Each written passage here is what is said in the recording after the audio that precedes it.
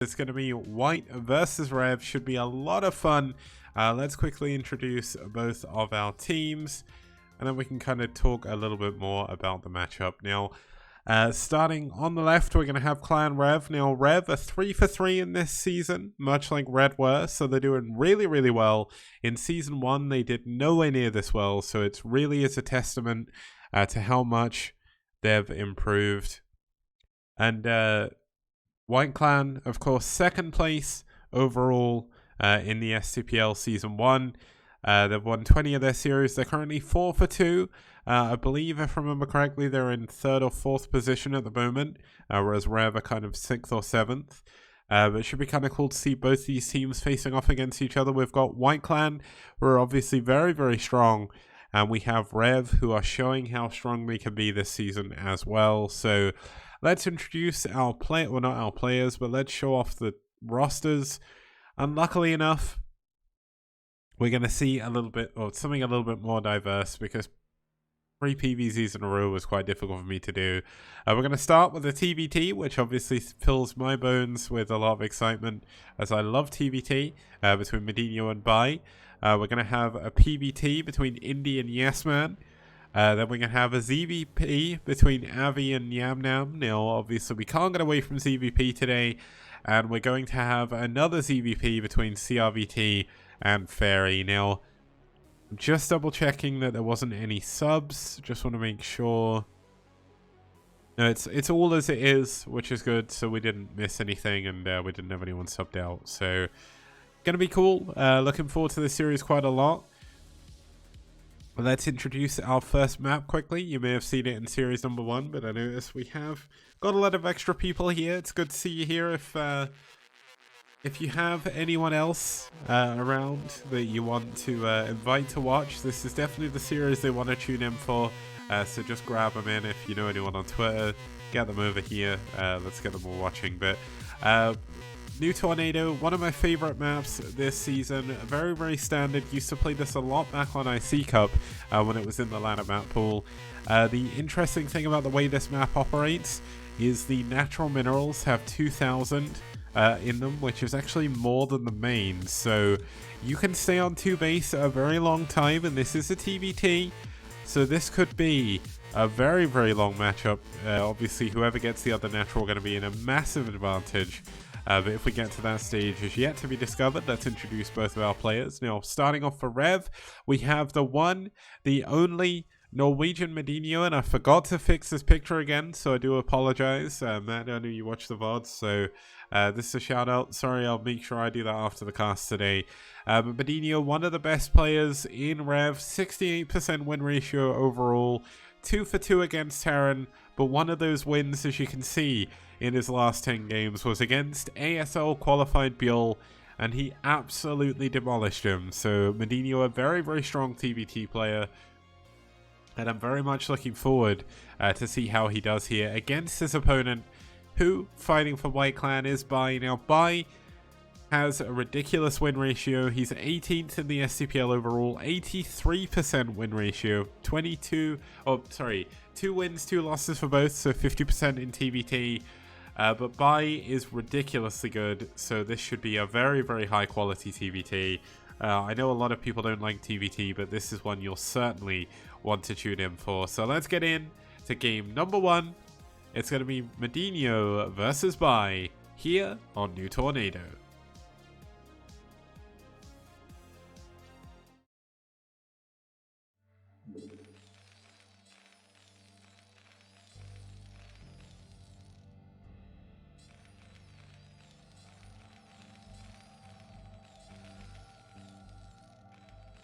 Okay, starting us off here in the bottom right-hand position in the magenta, we have the Norwegian killer himself. Wait, that sounds really bad. We just have from Norway fighting for ReV. It's Medino. I was trying to come up with a cool nickname for him, but I failed. I guess he's the Viking, isn't he? I've called him that before. And his opponent spawning down here in the 7 o'clock position in the green from South Korea for White Clan. It's Bai.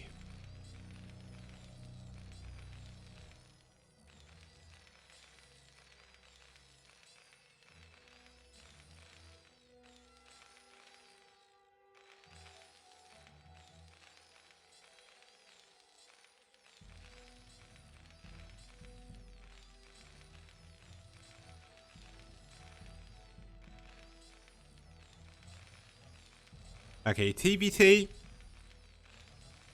The Norwegian Strangler. What is it with you and strangling people, Daisaneri, Fujikura, man? I swear you keep saying strangler a lot. Or was that me? I don't know.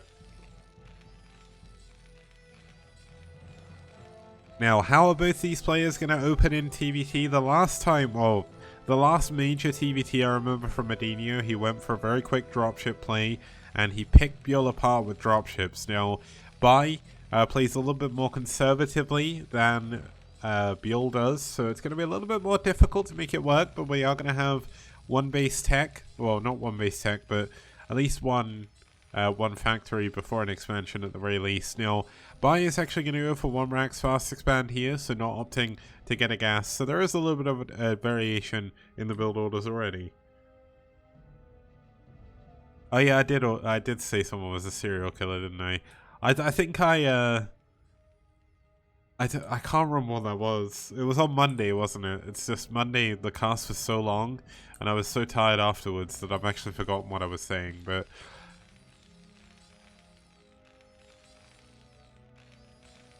Now, the interesting thing about TBT is the ultimate best build is 14cc. If you can get away with 14cc, which is actually surprisingly easy, you have got a ridiculous advantage. Now, 1 Rax expand against 1 factory expand, which we're going to have here from Medinho. That works a little bit differently. If, as the factory player, you can force the 1 Rax fast expand play... Oh my god, getting that SCV is massive. If you can force out 3 Marines, then you're actually in a very, very good spot. And delaying this expansion is also amazing. Medinho, man, 2 kills with this SCV. I don't know about him being the Norwegian killer, but this SCV... This SCV is the Norwegian driller, man. He is not done. He is going to go back, repair, and probably go back again. But yeah, Medinho with a good start. Delaying that expansion going to be very, very important. As when you go for a factory expand, your expansion is much, much later. Now, of course, you do have an earlier factory. But, I mean, that doesn't come into things too much, given, especially against 14cc, you can get 2 factories quicker with 14cc than you can going for just a single factory expand. Now, Starport coming in behind this as well. So Medinho is going to go for a 1-1-1 build here with this expansion. Now, it's likely going to be for dropships, but he could also go for wraiths as well. I've seen him go wraiths before. And overall, I mean, Mad's TBT is pretty good. Now, what is Bai doing behind this? He's obviously going into his factory. His command center is finally done. So he's going to be able to play a little bit more conservatively now. This bunker is actually placed in a very weird position. You'd normally want to place it a little bit further over, and that's because this location here, if Medinho sieges there, it's out of the range of the bunker, and it can kill the gas. Now, one thing you may not realize is if you siege in a certain position, I think it's here, you can hit the gas in the possible third base and the natural at the same time. So... looks like the SCV of Bai being taken down without getting too much information. Did he even get into the main? Yeah, he did, but he didn't go down far enough to see the starport, so that's all. That's pretty awful. And when I say awful, I mean it's bad for Bai, not that he made a mistake, because it's not often you'd hide a building down here in a TBT. There's not really much point, but it is going to be dropship play coming in from Medinho, and is Bai going to be ready for it? He's only going into 1 factory himself, and is going to go into a starport himself as well, so we could have some Wraith on dropship action here. Now, before the Wraith count gets too high, the dropship does have the advantage, but that can sway very, very quickly, because obviously Medinho is spending a lot of energy, a lot of money on making this dropship work. Now, is he going to build a second one, or is he just going to transition out into more factories? Looks like he's going to go for more factories for now, and maybe look to add another dropship a little bit later on. But this is going to be 4 vultures being dropped into the main. Speed is about to finish as well. And when speed is done, all of a sudden, vultures in your main do ridiculous amounts of damage. Yes, it even happens against Terran as well. It takes 3 shots for a vulture to kill an SCV, much like it does a drone.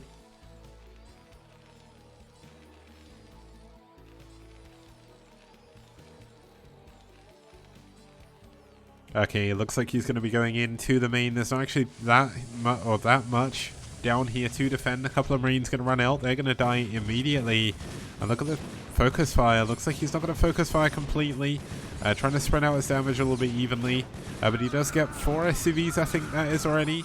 Gets the 5th, building the second factory. 6th, 7th, 8th could be. Get those gas SCVs. Super, super important. Not able to target fire this one SCV. The luckiest man alive. I don't know about Chuck Norris being in the other one, but he's going to drop another Vulture in the mineral line. Only gets a single SCV here, but obviously evening up the score. The CC advantage has been removed here from Medinho, but Bai with very good SCV production. Going to still continue on with a little bit of a lead here. Now, do we have any anti-air? Yes, we do. It's going to be Wraith on Wraith, the Wraith on Medinho, getting the first shot. So Bai is going to have to fall back. And yeah, SCVs have legs, but they glide around everywhere. One thing I'm just going to zoom in and show you is what's up with the way their legs are positioned. They're like... I'm trying to think of a good way to explain it, but here we go. Another drop going into the main. More and more SCV damage being done by Medinho, doing what he did against Bjol, showing his 2v2 micro ability in the beginning of the game. But looks like he's getting another one. Mines coming up in the middle line as well, making it a little bit harder for Bai to be able to clear out these units from... Oh, the mine! Okay, whew. Good target fire there on that mine. That would have been a ton of damage going down on those 3 tanks, but he does need to be incredibly careful. Look at all these juicy, juicy SCVs just waiting for Goliath to run the wrong way. Oh! Oh! Oh my goodness. It's giving me anxiety watching this. Now 3 Wraiths are going to come into the natural now. The type of harassment has changed. Medinho is playing so unbelievably aggro. And Tashadan, Red versus Sai ended with a 4-0 in favor of Red. Good to see you here, man. By the way, I've not seen you in a while, so... Hopefully everything's okay with you. So we've got a few additional mines in here. Now the first mine has been cleaned up, but the Wraith's finally starting to get some damage done in the natural. Bai is definitely having a lot of trouble trying to deal with this. It's so hard to actually play against this style of TVT. It's very rare you'll actually come across it. And when you do, like, it's hard to know how to react exactly because everything was delayed so long. And look at this. He's got Cloak way before Bai will. He gets another Wraith. Oh my goodness. It's 41 SCVs against 28 as well. Now, there's still another mine in the mineral line as well, which is, oh my god, it's horrible to watch. Just because you just know, like, if he drags this tank in by auto-attacking it, that would be crazy. Oh no, the Goliath! Oh my goodness, this would be bad. This is going to be bad. The Goliaths are going to run into the mineral line, aren't they? Oh, he gets a scan down, but he misses. He doesn't get any shots down. Okay, he does get the mine. Oh my god, that mine was so important. But Charon Booster's not yet done. He's going to finally clean up all the mines from his base, though. But look at Medinho. He's going up to a 3rd base already. He's got a big tank Vulture army as well. And he is going to look to put on an insane amount of pressure still. Bai is just not giving a moment. Bai's not getting in a moment to catch his breath here. He's just getting constantly attacked over and over and over again. And Medinho actually scouting around with his Wraiths, just seeing there's no hidden buildings. Checking for no hidden Wraiths as well. And we've got Medinho pushing forward now on New Tornado. Going to get into an incredible position. This is actually in a position where he can attack the gas, I believe. Is he just out of range? But still, it's going to be so difficult for Bai to recover from this. Okay, it looks like he's killed a couple of the tanks, well, at least one of the tanks so far, so that is a little bit of a benefit. There is only 3 tanks up here. So if Bai can manage to sneak up onto the high ground, he is going to be able to clean this up. And he, of course, does have the vision advantage, so he knows where Medinho is going to move. But even with the vision, or without the vision advantage, it's so hard to siege your tanks just out of vision range. The Bai loses another tank. Now the Wraiths have come back in. He's actually dropped at the same time. Medinho is just all over the place right now, pulling Bai's attention everywhere. And it's so difficult to play against this. Bjorl struggled against this, and so is Bai. Medinho showing his true strength in StarCraft is just being constantly aggressive, constantly taking the initiative, and he has got such an overwhelming lead at this point. He's killing more and more SCVs with Wraiths. The Goliaths are just constantly running back and forth trying to deal with it. But it's just crazy. Medinho is just so good in TVT, and I love watching him play. In terms of foreign Terrans, I would say the two most aggressive. One, of course, is Medinho, and the other is Terra. They're both together the Terran terrorists of Foreign Brood War, because they are really good at being aggressive. Now, 11 kills on this tank is pretty impressive, but unfortunately it's not 11 tanks he's killed, so that's not really going to help too much. We got Wraiths taking out Barracks on one side, Goliath taking out Barracks on the other. And I mean, this game could still go on for a very long time.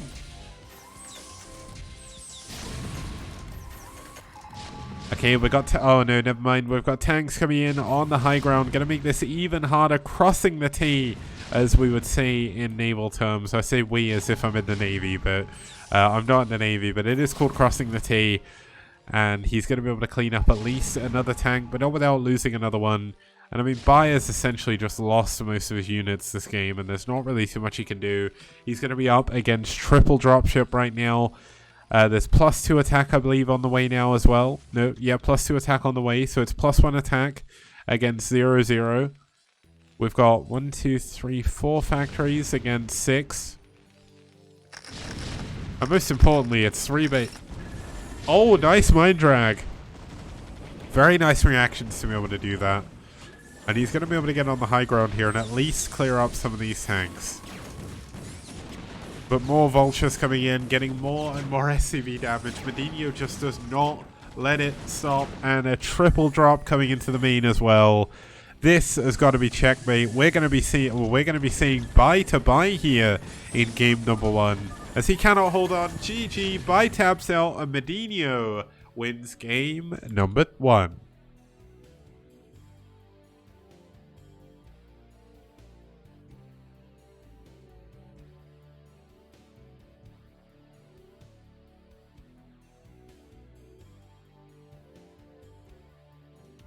Okay, so that was a pretty cool TVT to start us off. It nearly beat the entire total of the first 3 or 2 games of the first series. So nice to start off here. Thank you, Doc Holiday Man. Links more than kicks. That is true. Thanks for the 12-month sub, man. You've made your gold icon now, which is kind of cool. I didn't even realize you'd been subbed that long, but I guess it's crazy. Like I forget I've been doing the STPL for so long, but we'll be back with game number 2 after this very short break. See you guys very soon.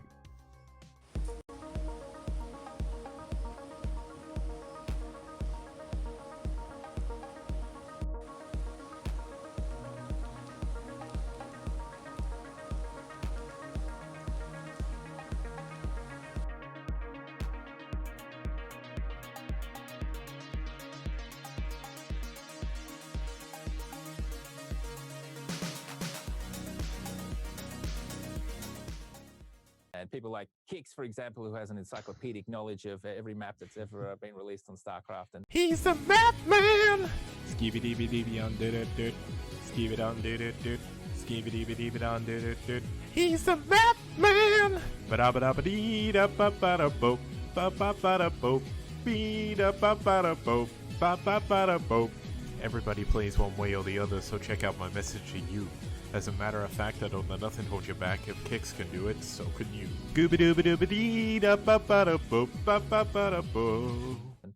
Please don't listen to him for maps. Yeah.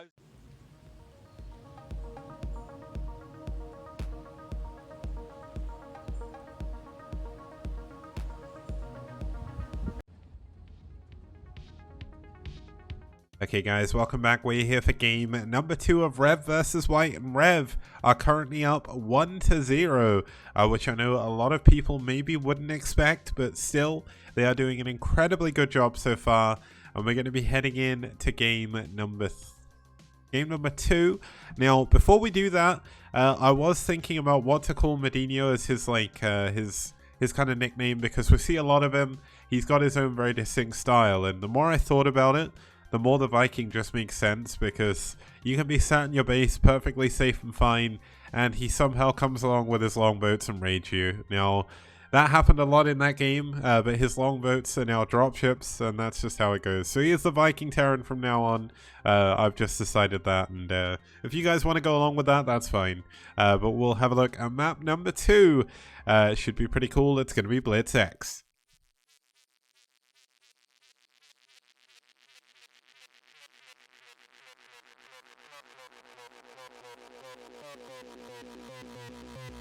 Okay, so Blitz X, really fun map.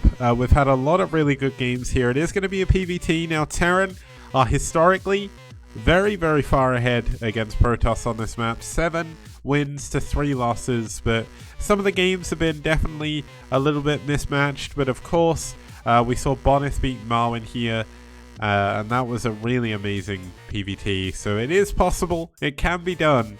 And it's very cool when it happens. So let's have a look at both of our players. Starting us off for ReV, it's going to be the Spanish player, Indy, playing as Protoss here in this game. He is 1 for 2 against Terran. So going to be using this as a chance to make up the 50% win rate against his opponent.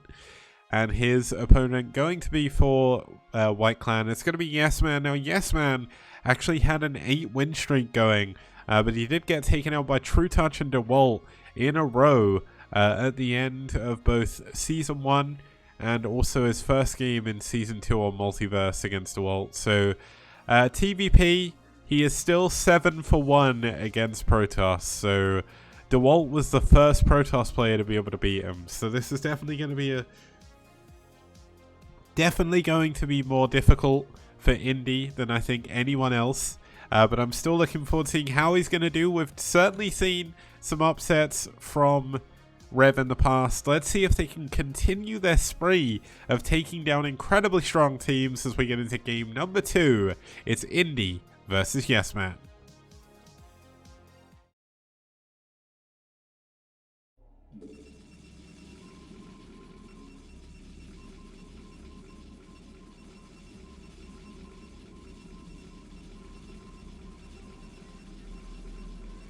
Okay, starting us off here in the top left-hand position in the magenta, fighting from Spain for ReV, it's Indy.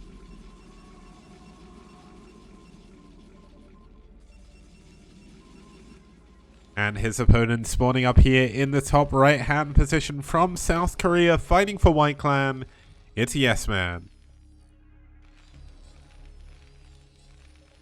The first game was Medinho versus Bai, and Medinho won. He played really well.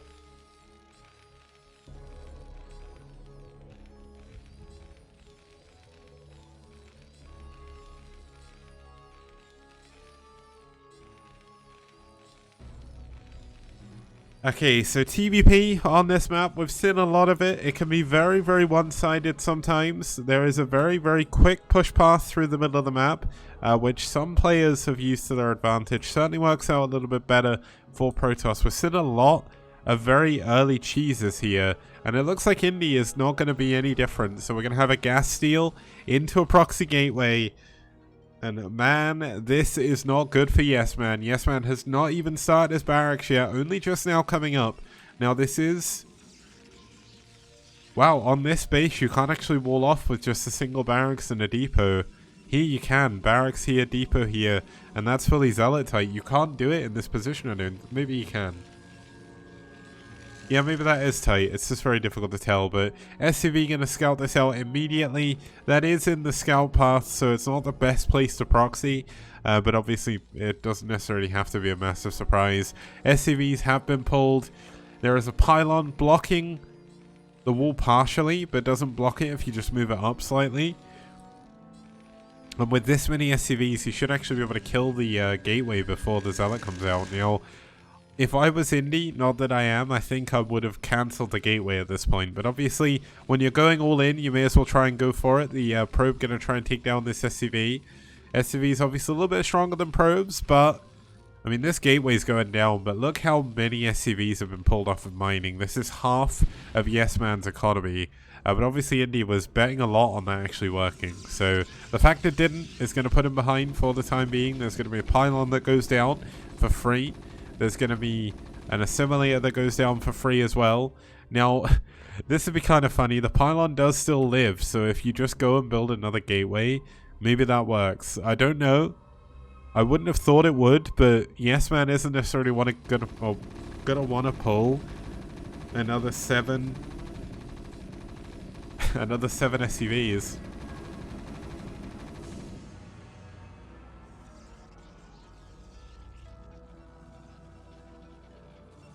Okay, now we've got Gateway Forge coming up at the main. Now Indy, I mean, I don't think we're going to see a cannon rush of any kind, but if he does, that would be kind of ridiculous. But I mean, after we've already seen a gas steel, a proxy pylon, and a gateway, you never know what's going to happen as we get into games in the STPL sometimes, and that's why the 6-minute cursor mode exists. Now, interestingly, the 6-minute cursor is kind of a little bit over-exaggerated on how many games are actually between 6 minutes.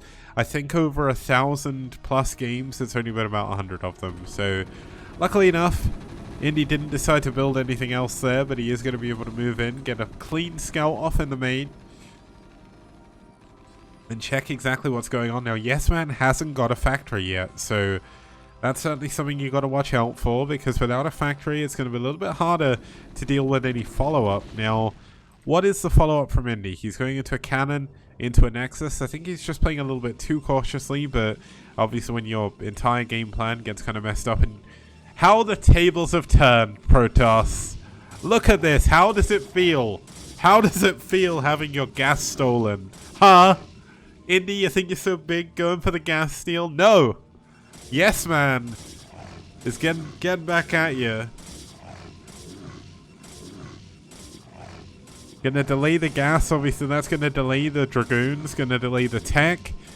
And I mean, Yes Man's gonna be feeling pretty good about this, because there's not a there's not a zealot running towards his base, which is always good.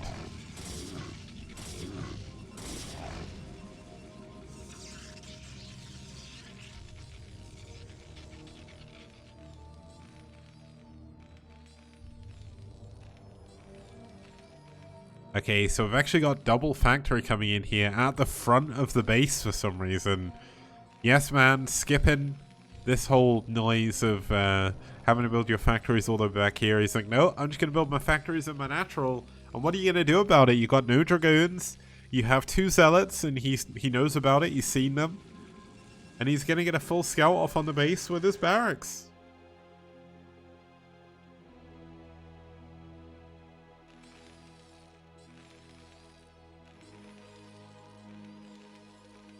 And Sneaky Lava, you're saying when you're 80 you'll still watch StarCraft? If it's still around, I'll probably do the same thing. We'll all be watching like Flash with his bionic arms, because he's long since been cybernetically enhanced, and he's won like 150 ASL tournaments.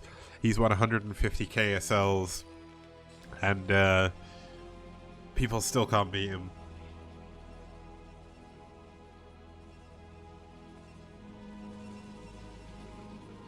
It's like Deus Ex, but rather than getting them to like actually improve yourself in society, people get enhancements to just be better at esports.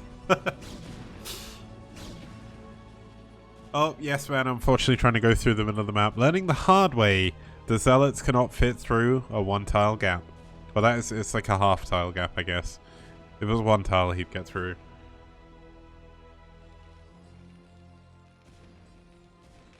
In 200 years, South Korea will have Flash's brain in a jar, and it'll still be playing StarCraft and still winning.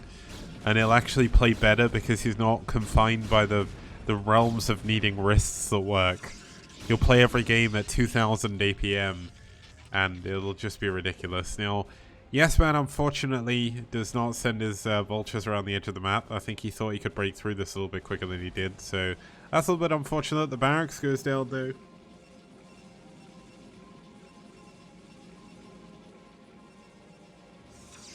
ReV facility coming up for Indy. Obviously, all of this is very far delayed for both players because of the weird openings. So this isn't going to look like your typical TVP.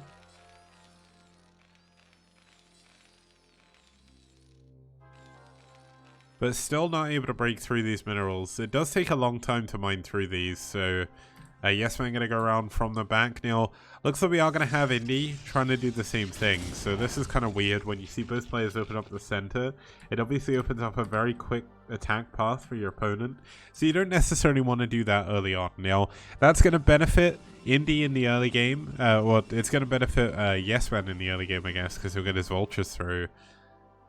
But looks like we had a third base attempt coming up down here in the bottom right. And Yes Man decided to cancel it for some reason. He's actually going to opt to expand closer to the middle, but he does actually have enough money to expand again, so I'm not really sure what the plan was there. But he is still only on 2 factories. He does have a starport, so we're going to see a drop coming into the main. That is very, very important for Indy to be able to deal with, as we know full well how much damage vultures can do.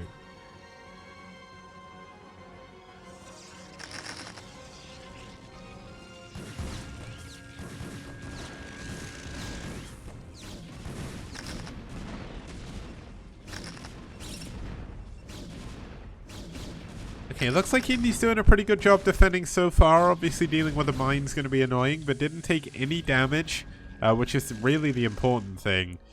We do have a load of units coming in here. Looks like we're going to have a double pronged attack here. The vulture's going to come into the natural. Nice mines. Going to make it a little bit harder to go back and defend, but with a cannon already up here. Oh, the mines! Oh no! That mine was massive! Okay, so Indy all of a sudden takes a ton of damage from mines. And things are not looking that good anymore.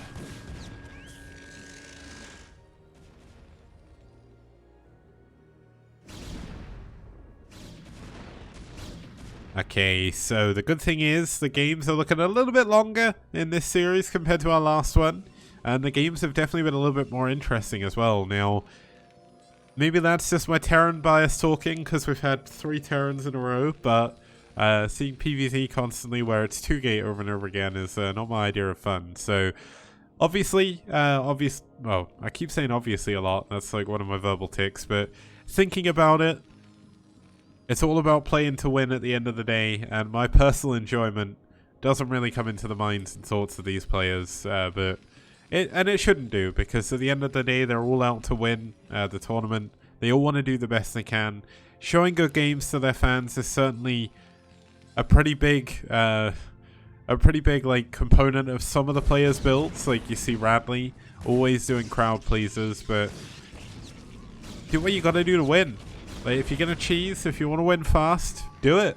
There's no problem. I have no problem with you cheesing. It's all good. It's all part of the fun.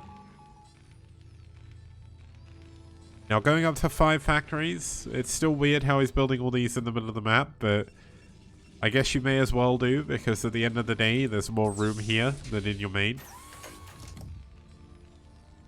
We could see a push through the map here. Now, this does become a little bit more difficult when you remember the fact that Zealots can fit through this hole, and when Zealot's speed is done, if suddenly 20 Zealots run through there and get on top of all your tanks, you're very, very far behind as the Terran player, but given how high up and how well Yes Man has done in the STPL, I think Indy is doing a fantastic job so far to get the game into this situation, even after it being so weird at the start.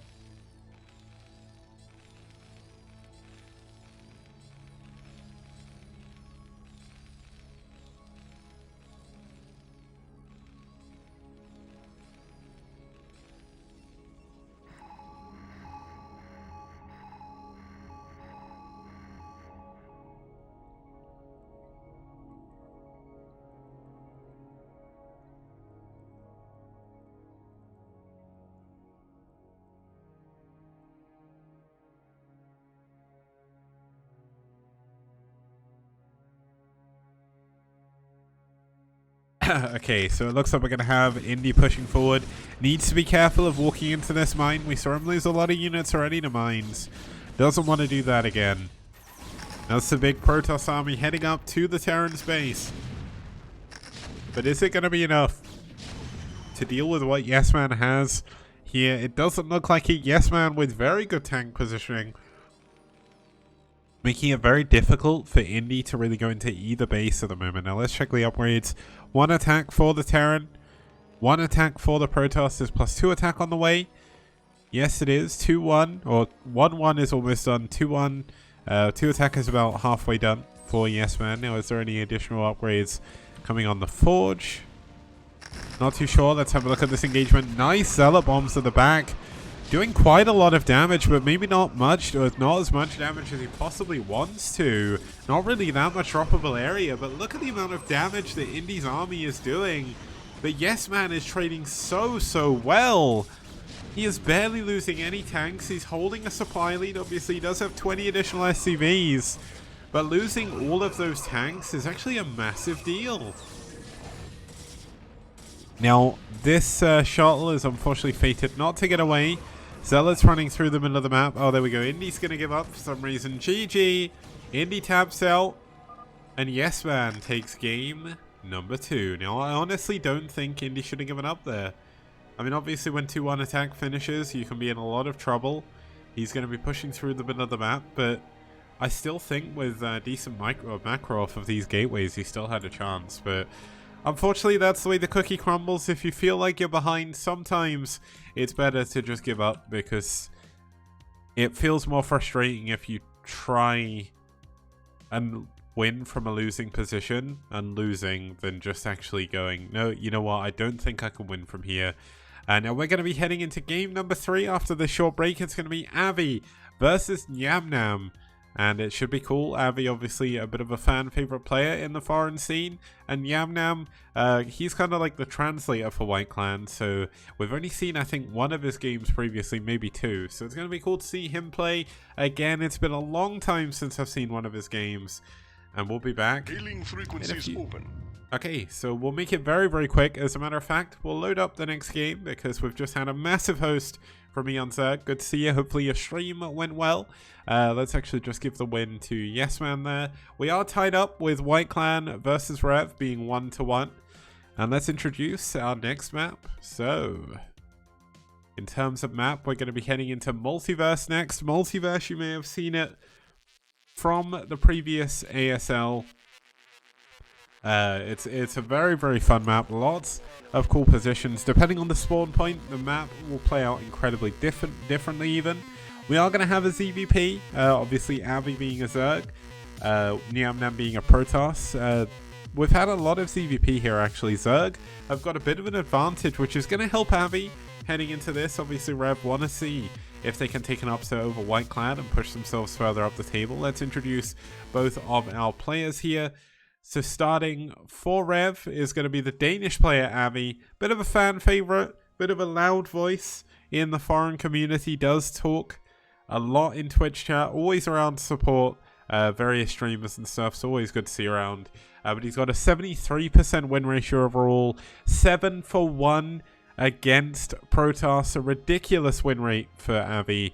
And he's also up to a 5-game winning streak right now. Which is kind of crazy. So this could be his chance at extending his win streak to 7. No, 6 even. Apparently I can't count. But Avi's not here today, which is kind of strange. But he does turn up whether he wins or loses. So I don't think we can really gather too much from that. But let's have a look at his opponent for White Clan. It's going to be Nyam. Now, Nyam has got a 100% win rate, but both those games were last year. Okay, one was this year in February, but that may as well have been last year, given how long ago it was. And he did beat Dragon, so definitely got strong PvZ, as proven over 16 months ago, which is just ridiculous that the STPL had started back then. But that's how that's how it goes. So let's get into game number 3. It's Avi versus Nyam on Whiteout.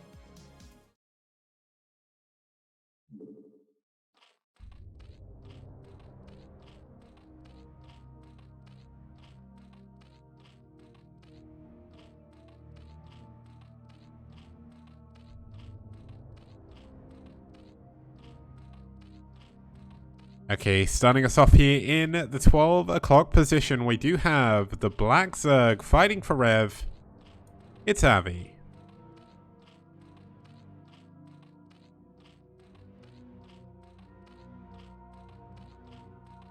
And his opponent spawning down here in the wonderful magenta color. It is Nyam fighting for white. And yeah, Nyam Nam is an amazing name, but it's really difficult to say. Like, try and say Nyam Nam like 10 times really fast. It's like Nyam Nam, Nyam Nam, Nyam Nam, Nyam Nam, Nyam Nam, Nyam Nam, Nyam. I can't do it. It's too hard. I give up. Okay, gas trick coming in from Avi, so he's going to squeeze out an additional drone here.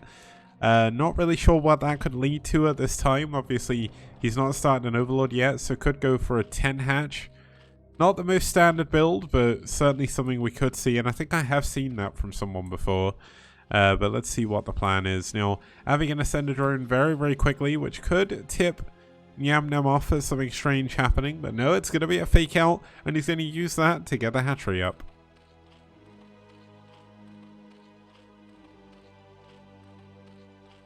Okay, so the hatchery is going to go up back here. This is going to be very important. Now, Avi's going to send a second drone to make it look like he's not doing what he's just done. Gonna trick the probe a little bit, but the probe is not gonna fall for that. Now, spawning pools coming in. Back at home, we've got Nyam Nam actually going for a 12 next even. Now, this isn't the most common build because of how strong Lings are early game in PvZ, but when you see your opponent going for a 10 hatch, you should feel pretty confident. Now, we had another gas trick coming in from Avi. This man just does not want to build an Overlord. He just wants more drones.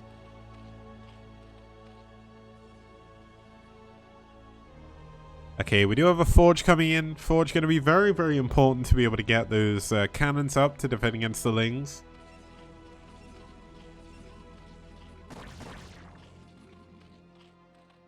Probe just still sticking around, checking to make sure what exactly is going on. Obviously, Ling speed is a very, very long way away, so it doesn't need to worry about that too much.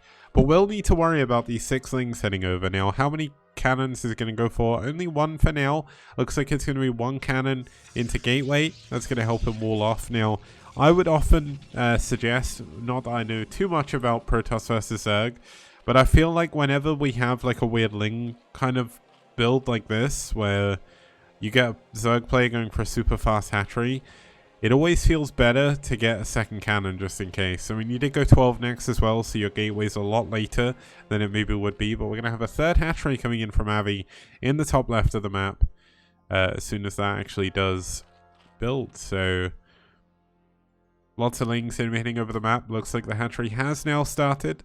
Super important to get that up here for Avi. And due to the positioning, that could mean we'll have a quite aggressively focused build here. The gas is actually finally coming up now. It's not going to be a gas trick this time. So he is going to look to tech up out of this. Oh, but Nyam Nam knows everything, man. Look at this. He's heading up to the top left base. He knows there could be a hatchery up here.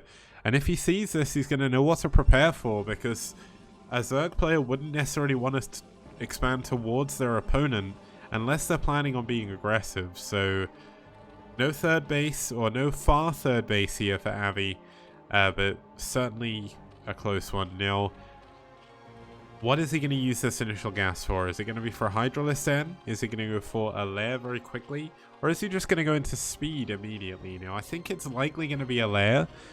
He has got his second gas. No, this is a Hydra Den. It's not a second gas. That threw me off a little bit.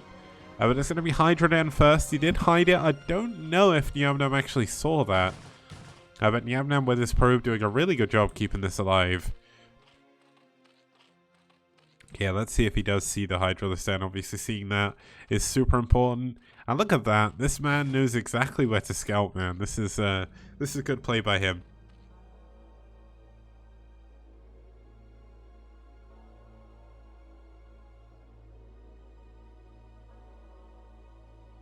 Okay, so the probe moving up to the top left just to scout how many drones there are. Now, one of the builds that Avi used to talk a lot about was the 973. Now, I don't think we're going to see that here because he does have 10 in his main, obviously.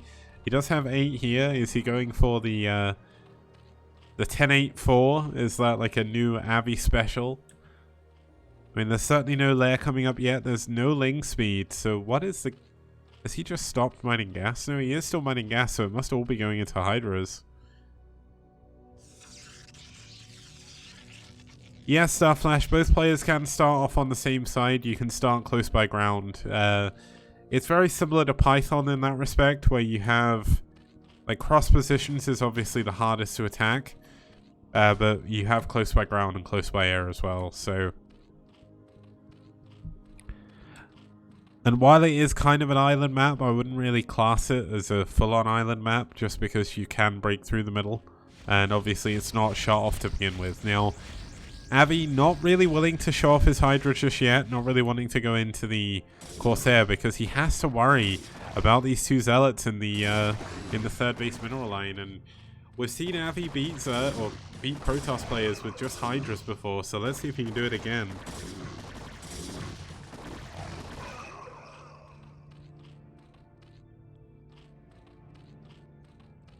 Going to be able to clean up all of those Zealots. Now, there is 3 cannons back here. They are quite far set back, so he should be able to snipe this Forge when Hydra range comes in. Speed is finished, so these Hydras are going to be getting over the map very, very quickly. Now, it is going to be more of a macro build here from Avi because he is going into a 4th hatchery. I thought that was a 5th hatchery, but it was just a conglomerate of, well, conglomerate is not the right word. It's a convergence of overlords.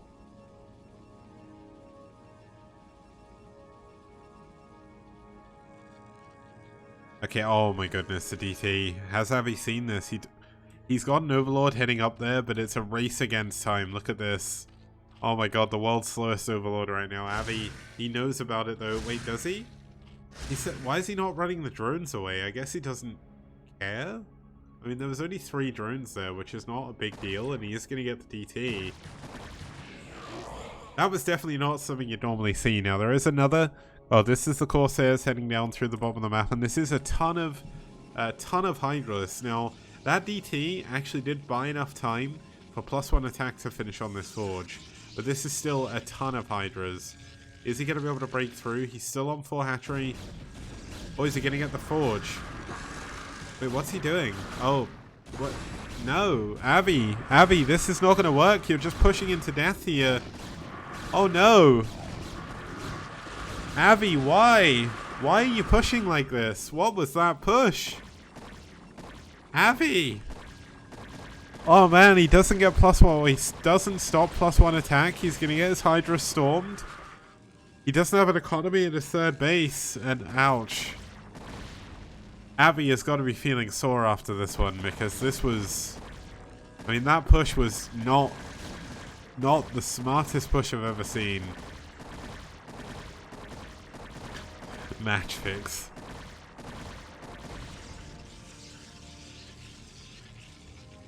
BM +2 started. I don't know if it's BM just getting your upgrades, but okay. 5th hatchery coming in here from Avi, but he's now down 30 supply. He's down in tech because he still doesn't have a lair. And that's something you really do need at this point in the game. For some reason, the Overlord is not over the hatcheries, so he's not going to be able to defend against any DTs if they manage to get up there again. Budget asking how many Benjamins did White slip Avi.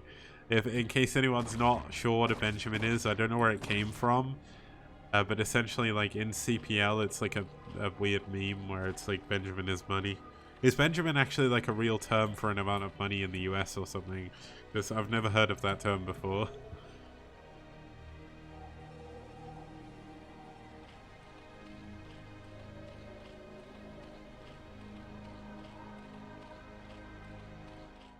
Oh, Benjamin Franklin is on the $100 bill. Okay, that makes sense now.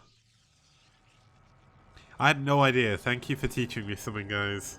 This is why it's always good having chat from different places all over the world. That's one of the reasons why I enjoy hosting a team league that's global as well, because you learn so many crazy things about so many different countries from where people are playing. It's great.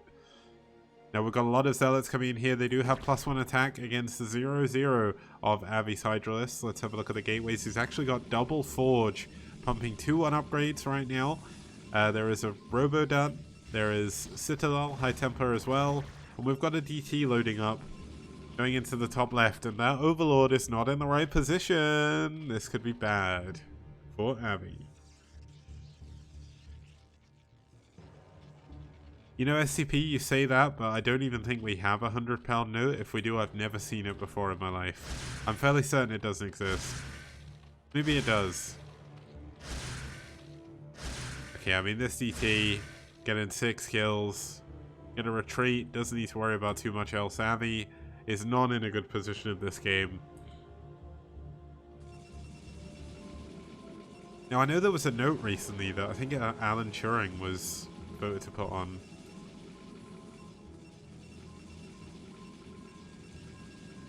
Is that 100?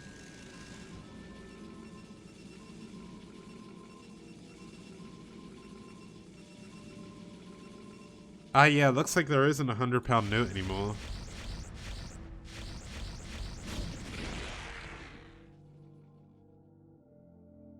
Okay, so there's a lot of Storm here available for High Templar, a lot of Hydras though, coming in from many, many different angles. Big Storms! Oh my goodness, Avi is eating so many of these Storms right now. But he is managed to break through at least the first part of the army, and more Hydras coming in, but running into Storm is Avi, causing a ton of damage here. And I think Nyam Nam may have actually done it, but gonna force down all of those High Templar, and actually gonna be able to defend against at least the first wave. The Overlord is finally over the hatcheries up here. He's noticed he's got no drones, but this is still a ton of Protoss units. Maybe there is a £100 note. I don't actually know. I looked it up like very, very quickly, and it said it was from the Withdrawn White Notes series. Yeah, the £100 note was withdrawn in 1945, I think. I think 50 is the highest. Okay, well, the Lurker's getting taken down at the front. Yamnam on top of absolutely everything Avi's doing. And oh no, there's a DT in the main now. And there's absolutely no form of detection. Oh, this DT is going to get so much damage on 7, 8, 9, 10, 11, 12. Oh my goodness, so much damage coming down. Avi pushing forward now, using his army at the perfect time to make Avi not check his main. 17 kills, 18 kills, 19 and 20. 20 kill DT in the main of Avi. Oh no, there's no detection in the natural either. Oh, Avi is going to have absolutely no drones whatsoever by the end of this. This could be the highest kill DT in the STPL. Oh, Avi's pulled his drones away, but it's a little bit too little too late. 23 drones have been killed. Looks like we've got, yeah, there we go. GGO, well played by Avi. Avi taps out, and Yamnam takes game number 3.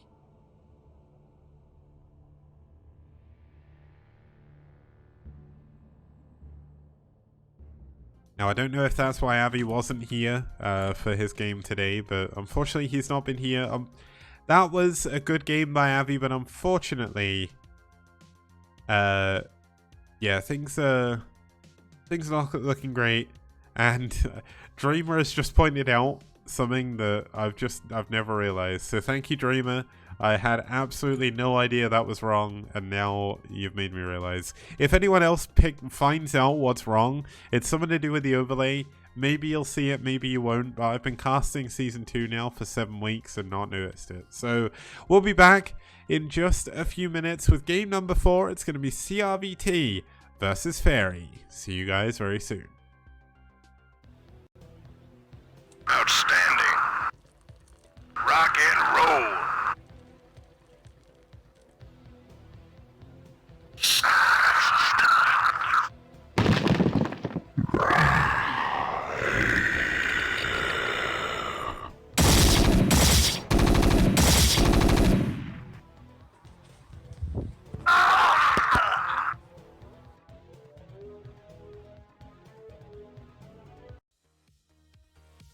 STPL does.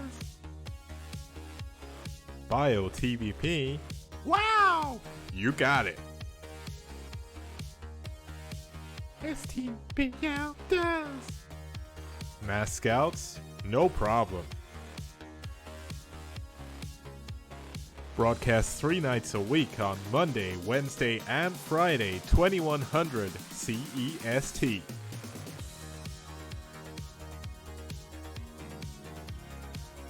Fantastic casting, fantastic production, fantastic prizes. Only here on the STPL.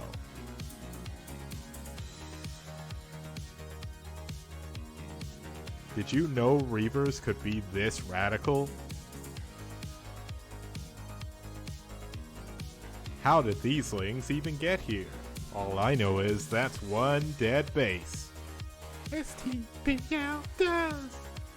Wraiths, Valkyries, Carriers, and Corsairs. Forget about it. You won't see that anywhere else.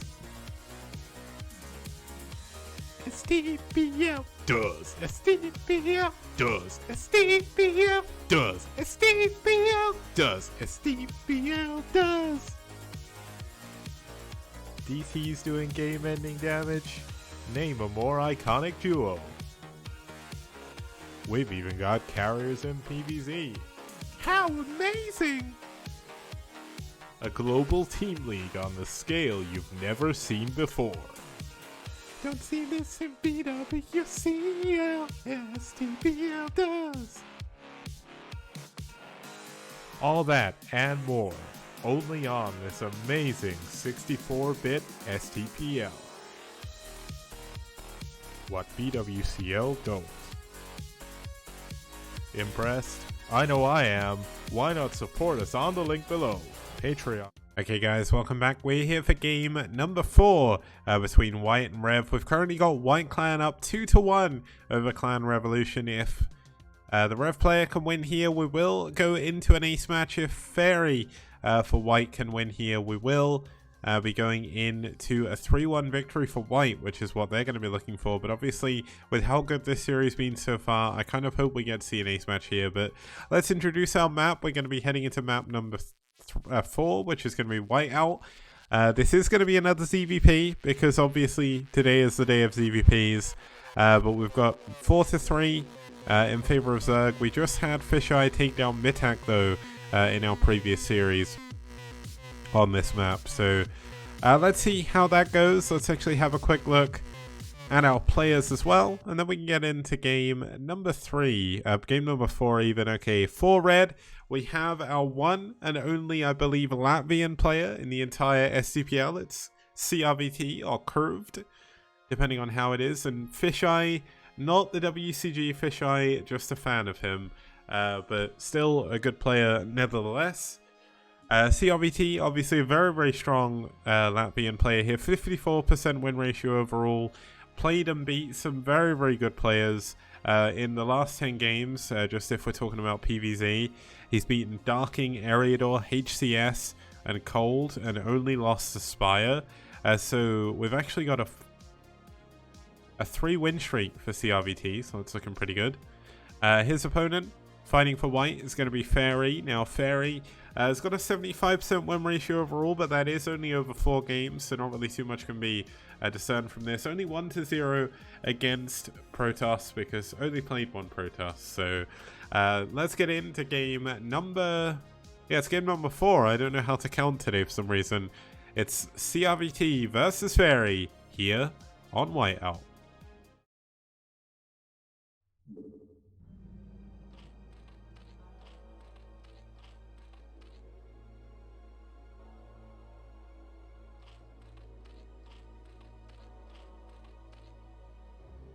Okay, starting us off in the top right-hand position, we do have the Yellow Zerg fighting for White Clan from South Korea. It's Fairy.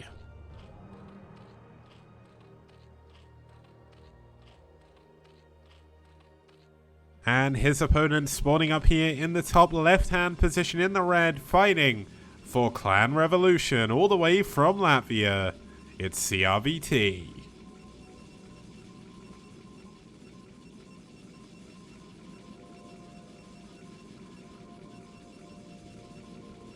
Now it's kind of crazy, but obviously we've got White 2-1 up against White Clan, or up against Clan Revolution here. If CRVT can win this game, we will go on to an ace match. It's not going to be an easy game. Fairy is a very strong player here for White Clan. I think, if I remember correctly, I'm just going to double check. Yeah, he's actually an X-Height Sparkies pro, so not the easiest player to play against here, but obviously it's been a very long time since Height Sparkies was a thing. And Fairy, unfortunately, hasn't been able to qualify for any of the recent ASLs or KSLs either. So, going to be cool to see Fairy kind of come into their own. But CRVT as well plays some incredibly cool games. If we actually look just at their time statistics, not that I bring up this very often, but if you ever notice in the bottom right of the screen, it will pop up with those. CRVT's average duration versus Zerg is actually 18 minutes. That is crazy high, given how many games he's played.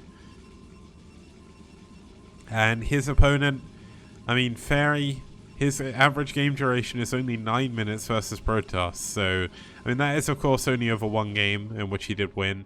But CRVT doing a pretty good job blocking the hatchery from Fairy at the beginning. We did have an overpull, I believe this was, into a hatchery. So, that's something to look out for. Now, Forge is done, so it's going to be a Forge fast expand. Now, is it going to be a cannon first, or is it going to be a gateway? Yeah, it's going to be a gateway, so it's Forge, Nexus, cannon, gateway after that, most likely.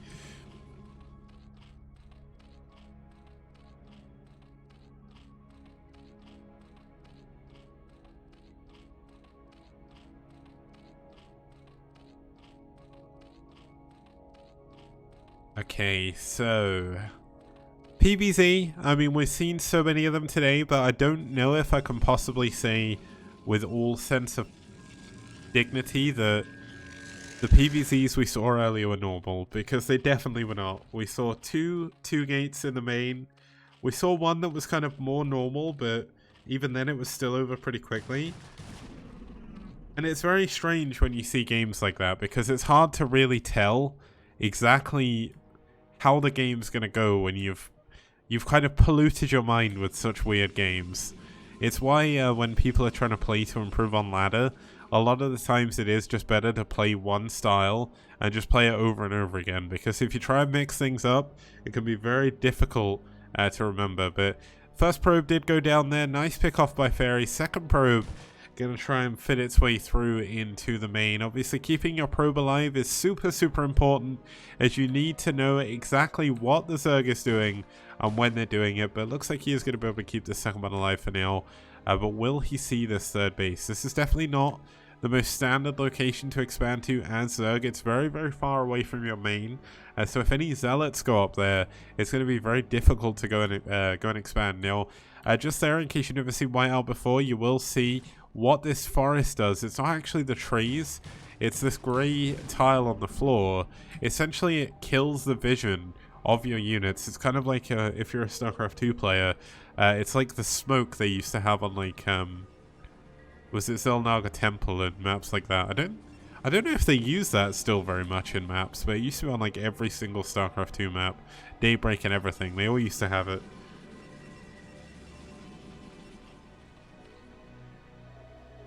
Okay, so Hydrodan is spinning. Well, I say it's spinning, it's kind of pulsing, getting Hydra speed here.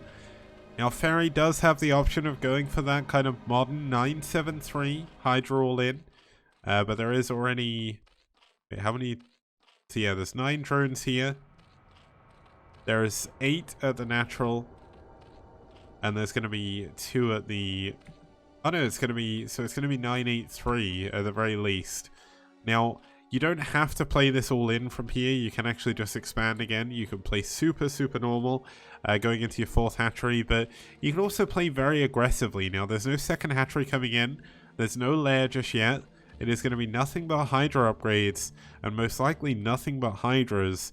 And this is kind of one of those skill checks I mentioned earlier, because knowing to defend against a Hydra bust is very difficult. But being able to defend against a fake Hydra bust and not be insanely far behind is actually very difficult. And it's something that a lot of the pro Protoss players at the moment are really struggling with, even now. Because it's kind of flipped the PvZ meta on its head. Usually, if your opponent was going for a Hydra bust, it's like, well, if I defend against this, I'm really far ahead. But now you can't guarantee that anymore. You can't go for that massive scout. If you skip Stargate as well, like CRVT has, you've got absolutely no way of telling what the Protoss is, or what the Zerg is doing, and you're not going to know for a very long time. It's kind of weird to see a Protoss player skip that Stargate, but the first gateway is going to go down, the Forge is going to be targeted down as well, And there could, I mean, +1 attack has already been cancelled. That is maybe a little bit premature, but wants to make sure he has enough money for additional cannons. But think about this, he's just built 2 additional cannons and an additional pylon.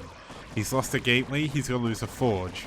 Overall, that's starting to total up to around 800, 900 minerals, if I counted that correctly. I don't do maths on stream, guys, but if the Zerg player just drones up behind this, you're in big trouble because you've spent literally all of your money trying to hold on. But look at this, the Hydra's going to jump in, get the first cannon. Can they get another one? The Zealot's doing a pretty good job soaking some of that damage. And obviously with the Forge going down, another Forge has actually been focused up in the main. Oh, that's why he cancelled +1. He's just moved it. And he's going up to 4 gates. Now this is still kind of all, or it was still kind of all in for Fairy. He built a ton of Hydras. He's now starting to drone again at his 3rd base, and adding a 4th and a 5th hatchery. But this is a ton of Hydras, so if they don't do anything, you're definitely going to be behind.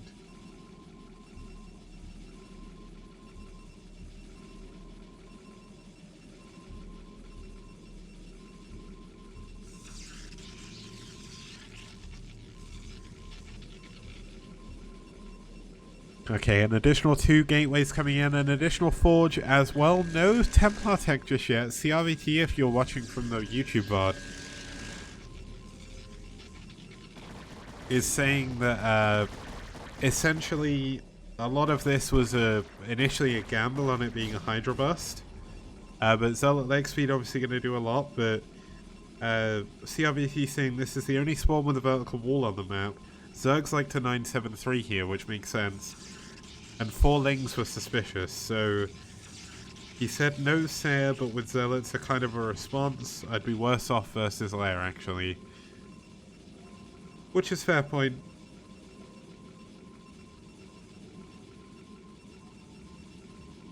And CRVT saying that he resumed probes pretty quickly and he cancelled the extra cannons, so he said it's pretty even right now. Now, we've got a 6th hatchery coming in at the 3rd base, a Sunken coming up here as well. It's going to be very difficult for CRVT to be able to push through the map, or push up this this expansion.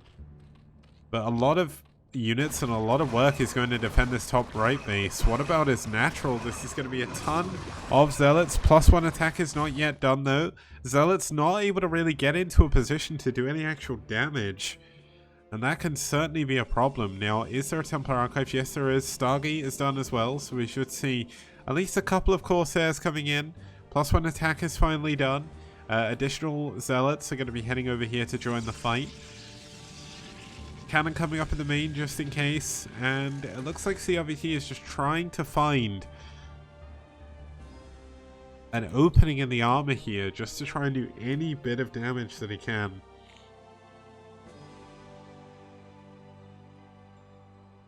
Okay, so a lot of units coming in for a counterattack here from Fairy. Looks like CRVT may be having a little bit of trouble finding the 3rd base here, but does finally find it. To be fair, there was a ton of units up here and now they're not, so this is actually a good timing to be able to go in with the drones being pulled to at least try and block the Zealots away from the Sunken. This drone wall is incredible, but Zealots finally getting on top. They are going to have the high ground against the Hydras coming in from the low ground. But this is so many Hydralists right now. Let's see how many drones he can take down. 39 drones at the moment, 38 now. But the Zealots are certainly in a weird position right now. They're kind of marooned off in the 3rd base. And it's going to make it very difficult to be able to get away from here.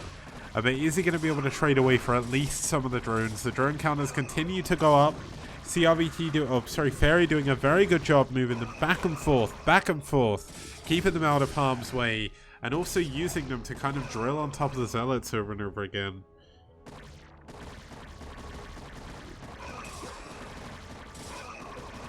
There we go, all the Zealots have been cleaned up. Now, CRVT is still not in an awful position. He does have a ton of gateways, adding on an additional 2 as well. Let's actually just count 1, 2, 3, 4, 5, 6, 7, 8. Now, 8 gateways is kind of the maximum I believe you can go on 2 base. You usually look to go for 6 if you're going to try and expand. But given the kind of weird situation, I mean, that was a ton of zealots, a ton of minerals in zealots going down there, that it can actually be a little bit more difficult. So, looks like Fairy is going to go into a muta switch here. CRVT has kind of prepared for this, but with late Storm, with late Archons, makes it a little bit harder to do. But 3 Corsairs, they don't have +1. I don't even think he's going for +1. Oh, he is. So +1 is going to finish. That is going to help against this, but is CRVT really properly prepared? It looks like he is. Sham 2, Fairy is an X-Height Sparkies pro from way back in the day, like a very, very long time ago. They're obviously not qualified for KSL or ASL or anything recently, but pretty cool to see them here. I'm not sure if they were like a pro. That I think he does have his like Courage license, but I'm not sure if he was just like a B-teamer. But I'm not sure what his Korean name is, so I can't check.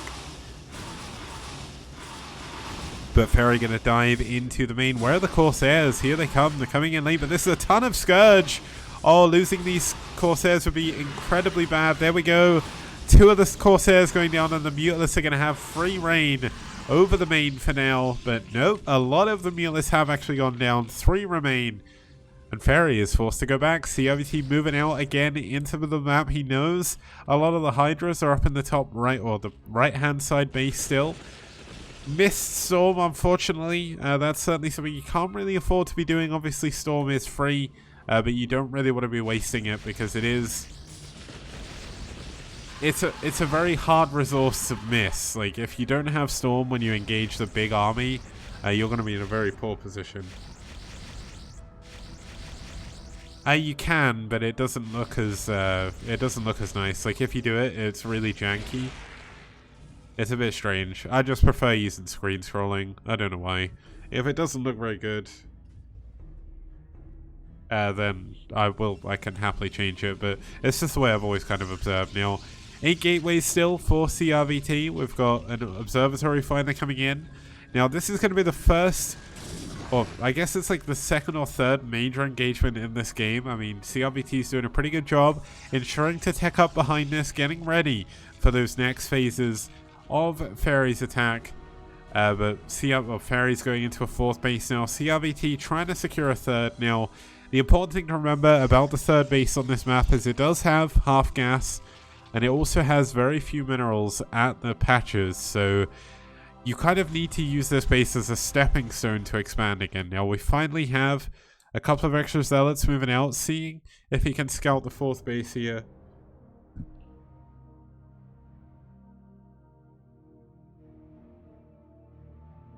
And gonna see at least there's no fourth bases at the full gases, so that's gonna feel pretty good.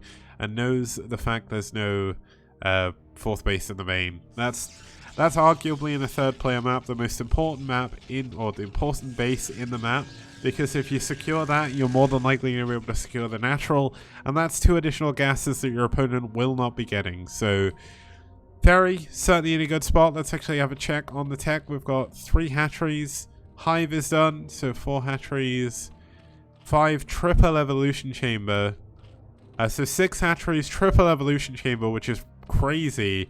The upgrades are going to be going insane right now. Let's actually check them. 1-2 on the melee. We're likely going to have probably 2-1, 1-2 on the ranged as well, but that should be coming up soon.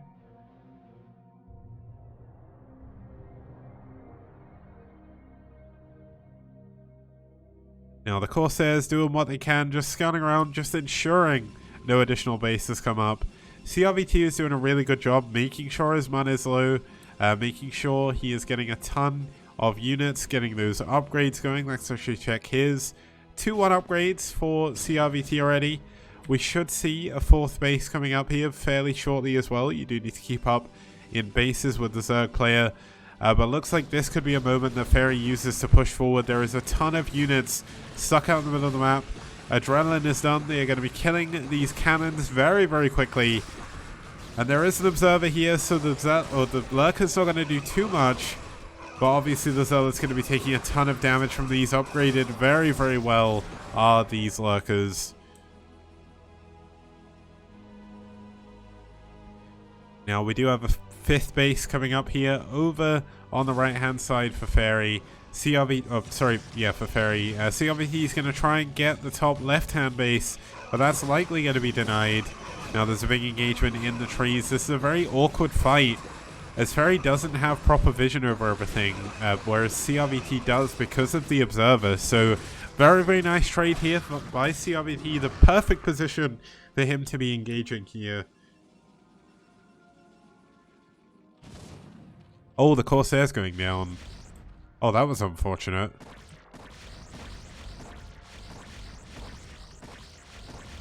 Yeah, losing your Corsair is certainly something you don't want to be doing. They're very, very good for scouting. They're incredibly important to stop a possible Muta switch coming back in. Because without Corsairs, Mutas will wreck your backline, which is your High Templar, your Dragoons as well, and Reavers and Shuttles. But it doesn't look like we're going to go for that this game. It's kind of weird not to see Reavers, but especially Corsair Reaver is the more common build on this map due to how tight everything is. Reaver's ridiculously good. We're going to have another engagement again. Looks like Fairy's army heading straight for the 3rd base. Going to catch some of these probes in the middle. And this is going to catch CRVT's army between a rock and a hard place. Oh no, the Lurker's on top of the... Oh, this is going to do so much damage. 6 kills. 4 kills. Oh my goodness, these probes taking so much damage. The Nexus going down as well. There's not actually that much storm here, so it's going to be very difficult for CRVT to be able to push through. He gets the Lurkers finally, but at what cost? He's lost his 3rd base, and there's a big army going up here to the top right as well. There's just not enough to defend anymore for CRVT, and it looks like Fairy's done it. It looks like we're going to have a 3-1 victory here for White, but CRVT has done a fantastic job throughout the game. It's just Fairy picking them apart a little bit too much as the game went on. GG, Fairy wins the game, CRVT taps out, and that's going to give White Clan the series 3-1. Genuinely, I thought if that Abbey game had gone slightly differently, if we didn't have that 23 kill DT or something crazy like that, we could have had a ReV victory there, I feel. Because if they went to the Ace match, I think they had a good shot. Now, obviously, it is going to be a 3-1 win to White Clan, so kind of expected given the positions in the table and everything, but ReV definitely put up a good fight.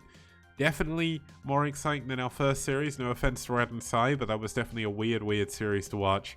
But let's kick it over to the results and have a look how that series played out.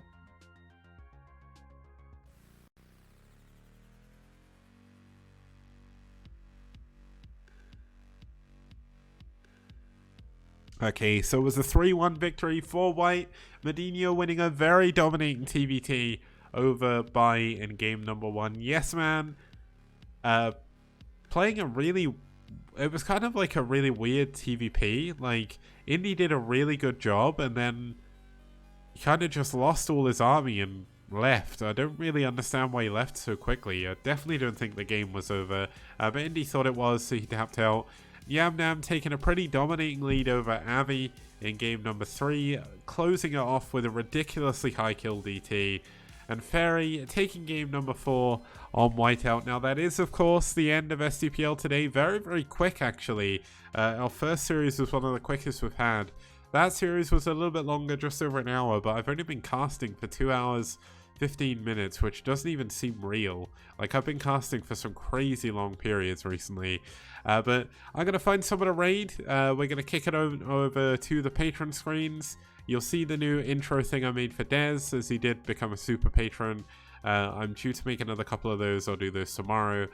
And I'll be back with some more STPL action on Friday. See you guys then. We'll be here for another 3 exciting series. It's going to be VT versus... Let me actually double check. I know this. I had this in my head and it's just gone out my head, so we won't bring that up. But let's have a look. Week 7. If you ever want to know the full brackets, the full results, check the RNS thread on Team Liquid, by the way. And also, I've not had a chance to do it yet, but a massive shout out to our sponsors, Liquipedia, for the $500 initial donation to the prize pool, and also for doing a bracket contest when we get to the playoffs. We're not there just yet, but we will be very soon. And Matrino, our other sponsor, they've given us 250 cent codes to the prize pool. So if we add all of those, we'll add another $100. To do that, head on over to the Match Arena website by following the link in chat and hit the contribute button after signing in the top right. Very easy to do.